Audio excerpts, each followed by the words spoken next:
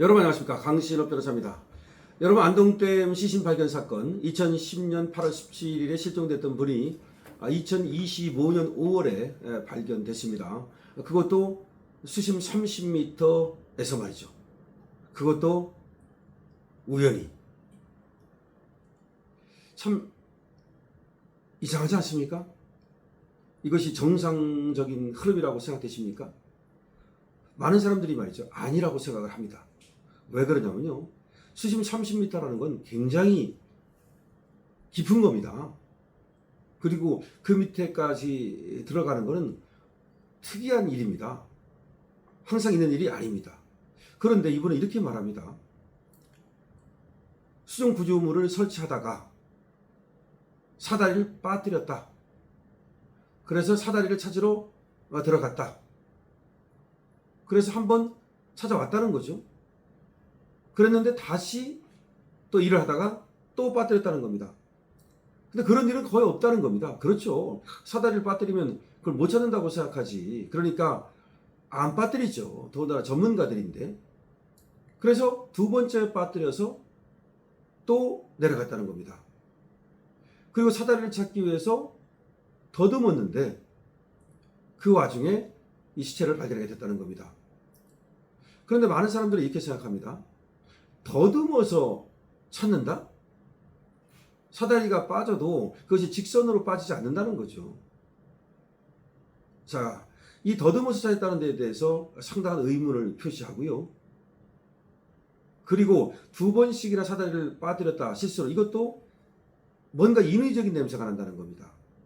다시 말하면 이 사람은 우연히 사다리를 빠뜨려 가지고 내려가서 우연히 시체를 찾은 것이 아니라 어떤 정보를 알고 있었다. 그 지점에 시체가 있었다는 것을 누구로부터 정보를 받았거나 아니면 자기가 과거에 어떤 이유로 알고 있었다는 것이죠.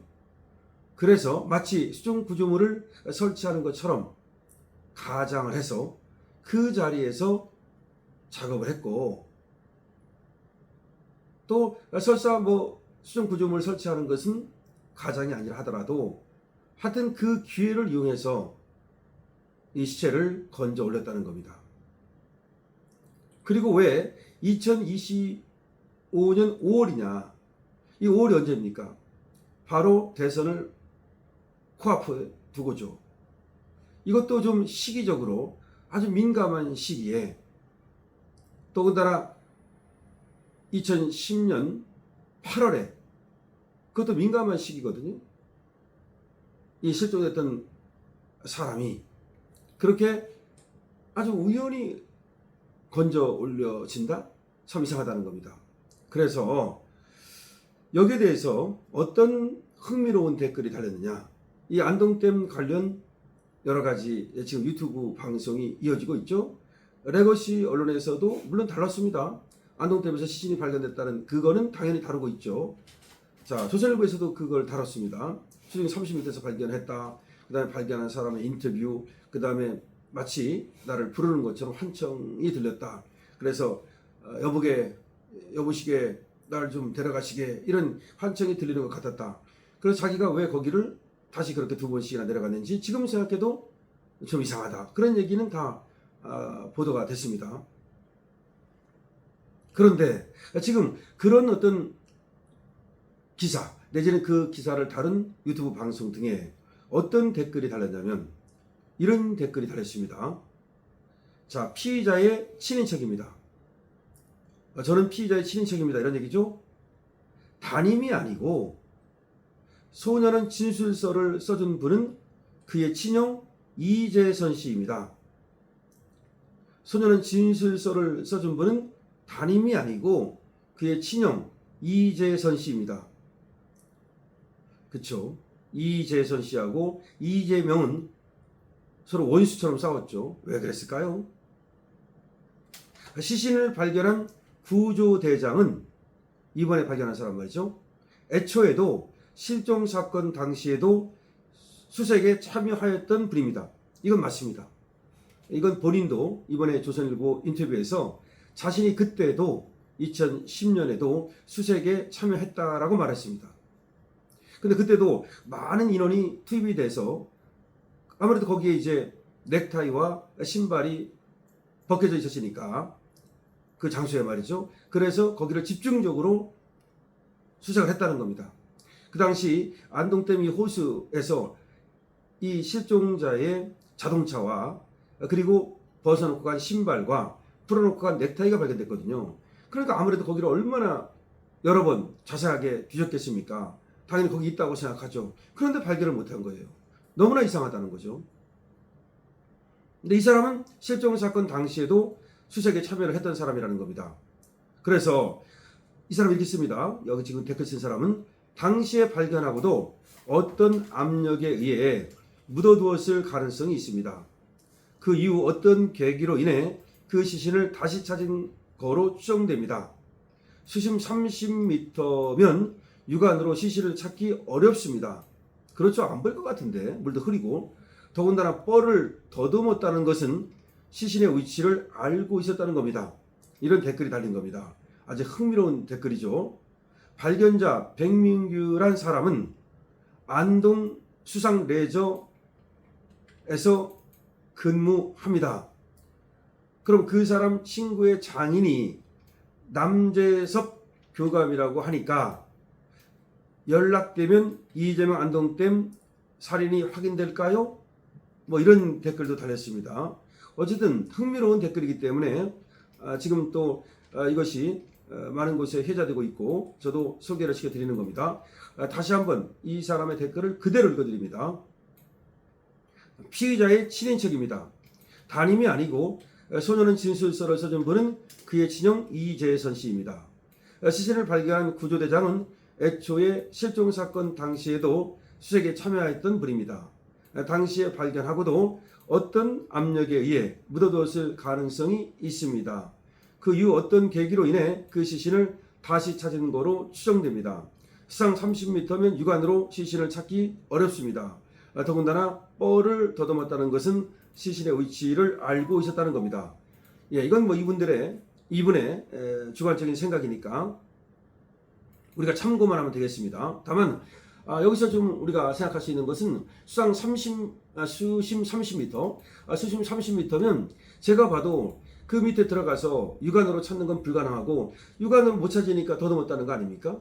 더듬던 중에 더듬어서 사다리를 찾던 중에 발견했다는 건데 참으로 사다리가 수직으로 떨어질 리도 없고 좀 이상하다는 생각이 들어요. 그리고 사다리가 비싼 것도 아니라고 본인도 얘기했거든요. 그런데 그거를 찾으러 수심 30m로 들어갔다. 상당히 좀 의아하다는 생각이 드는데요. 어쨌든 간에 여기서 이제 우리가 좀 봐야 될 것은 2010년에 어쨌든 실종이 된 거예요. 실종이 됐는데 이게 자살이냐 아니면 타살이냐 아니면 자살을 가장한 타살이냐. 그러니까 압력. 그러니까 너 저 물에 들어가서 죽어라. 너 자살해라. 그렇지 않으면 너 이렇게 하겠다. 너의 가족을 이렇게 하겠다. 너의 어떤 비리와 너의 어떤 사생활을 갖다가 모두 알려버리겠다. 더군다나 이 사람이 교감 선생님이란 말이에요. 학교 선생님이란 말이에요. 그런데 예를 들어서 이 양반이 어떤 약점이 있었어. 위크 포인트가 있었다고 칩시다. 그런데 그걸 모두 폭로하겠다고 예를 들어서 그거를 압박을 했을 경우에 과연 또 그것이 하나의 정말 압박이 돼서 스스로 극단적인 선택을 했을 가능성도 있는 거고 또 어떤 분은 그렇게 얘기했죠. 드럼통을 얘기했죠. 이게 실압 상태가 되는 거는 그냥 몸이 들어갔을 때 그런 때는 실압 상태가 될 수 없다는 거죠. 반드시 플라스틱 통이라든지 내지는 그게 뭐 드럼통이 될 수도 있을 거고 이런 통 안에 들어갔다는 거죠. 그러다가 어떤 압력으로 오래 시간이 흐르면서 통에 이 문이 뚜껑이 열렸고 뚜껑이 열리니까 시체가 이제 밖으로 나왔다는 얘기입니다. 근데 저는 그것도 상당히 가능성이 있다고 생각합니다. 그냥 물에 들어가서 저벅저벅 들어가서 물에 빠져 죽었다. 그럼 물에 뜨죠. 그럼 물에 뜹니다. 뜨지 않을 수가 없어요. 부패되면 뜨게 돼 있어요.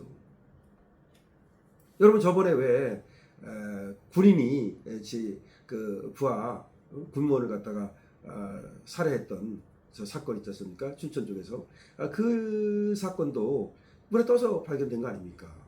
감추려고 노력을 했지만 그래서 이게 물에 떠야 되는데 물에 안 뜨고 어떻게 거기 가서 박히냐는 거죠. 뻘에. 더군다나 바뀌려면 막 떠내려가가지고 예를 들어서 그래가지고 막 그런 홍수 났을 때 뭐 그런 건 또 모르겠다. 근데 이게 그 물인데 잔잔한 물인데 물 밑에 들어가면 이 수심이 상당히 소용돌이 치고 이게 빠르다고 그럽니다. 어쨌든 간에 그래서 그렇게 될 수가 없다는 겁니다. 그러면 뭔가 뻘 속에 묻었다는 얘기인데 그냥 묻어서도 안 된답니다. 그냥 묻으면 실합 상태가 될 수 없다는 거죠. 실합 상태가 되려면 결국 썩지 않아야 되는 거 아닙니까? 썩지 않으려면 공기가 안 통해야 되죠. 공기가 안 통하려면 통속에 들어가야 된다는 겁니다. 그렇기 때문에 어쨌든 이거에 대해서 수사를 시작해야 되는 거죠. 근데 수사가 되는지 안 되는지 모르겠어요. 뭐 그냥 극단적인 선택으로 종결 지었다는 얘기도 들리고, 근데 그건 이상하죠. 적어도 그리고 SBS 그것이 하고 싶다에서는 이 정도는 방송해야 되는 거 아닙니까? 아니 생각해 보십시오. 교감 선생님이 보통 그래도 학교 교감 선생님이라면 그렇게 뭐 극단적인 선택을 해야 될 어떤 이유가 있었는지 그 이유가 조사를 해봐야 될 거 아닙니까? 조사를 해보니까 이유가 없다. 그러면 어떤 숨겨진 보이지 않는 손이 작동을 한 건지 아니면 이것이 타살인지 당연히 조사를 해야죠. 근데 수사한다는 얘기도 들리지 않고요. 그러니까 이걸 이슈화 시킬 수밖에 없는 건데 지금 이런 흥미로운 댓글이 달렸다는 얘기를 여러분께 전해드리면서 여러분도 여기에 대해서 댓글을 많이 적어주시기 바랍니다. 강신원투입니다.